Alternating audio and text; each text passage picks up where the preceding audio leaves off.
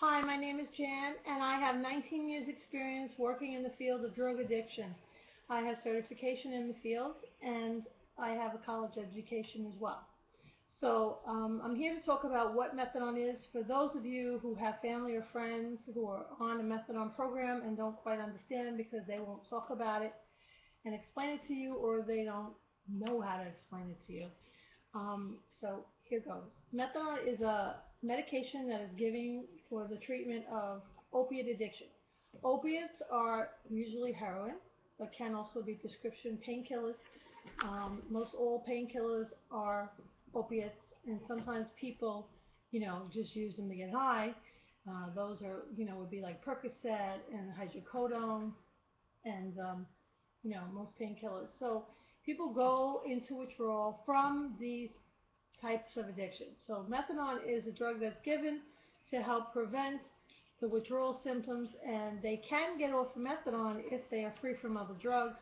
However, if they are on prescription medications, mainly painkillers, that's going to make it very complicated because they're going to be addicted and have the withdrawal symptoms, and they're going to be uncomfortable.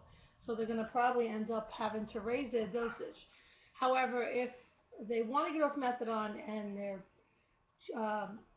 tested for drugs, which we do test them for drugs weekly, and can request a urine sample or an oral swab sample on demand, and they show up positive, they have to either show medical verification for a prescription or they cannot go down in their dosage.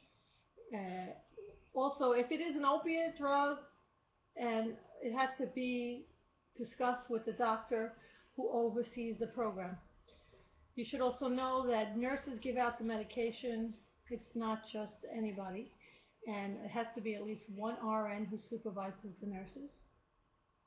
So, for LPNs, and that the counselors do their best, but they're usually very busy and swamped, and they have to keep a lot of documentation.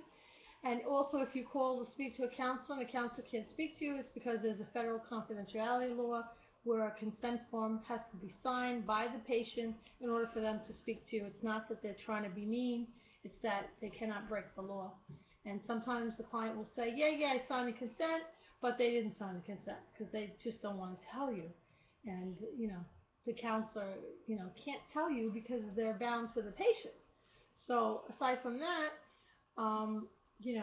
if they have a lot of take-home bottles, that usually means that they're doing well.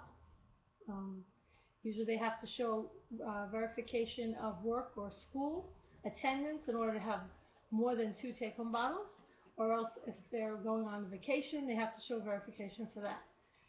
Payment for the program is done with either Medicaid or a money order, usually because they don't trust people with cash, and they usually get a receipt. So I hope I've answered some of your questions. And also, if a client wants to get off of methadone and they are clean, meaning no illicit substances and approval from the doctor who runs the program, then it depends on how much they of the addiction that they have, like the amount, the dosage. So if they're on a high dosage of methadone, to say they were doing like 10 bags of dope, or that's, the dosage is like 100 milligrams or higher, because that's what they felt comfortable and stable on without withdrawal symptoms, then it's going to take longer to get off from that. Because if you get off fast, you're going to be sick. Okay? Also, if you can say just go in the hospital and get off. No, that doesn't work.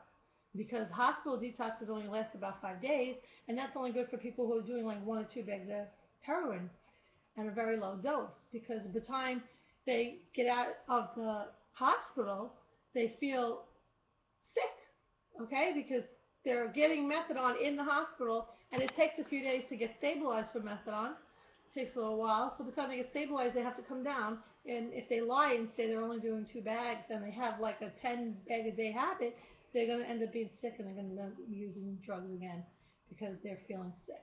So there's a whole analogy that goes along with this that sometimes people don't understand, and I'm trying to explain it so that you have a better understanding. Okay, I hope this helped. And any more questions? Swing them my way.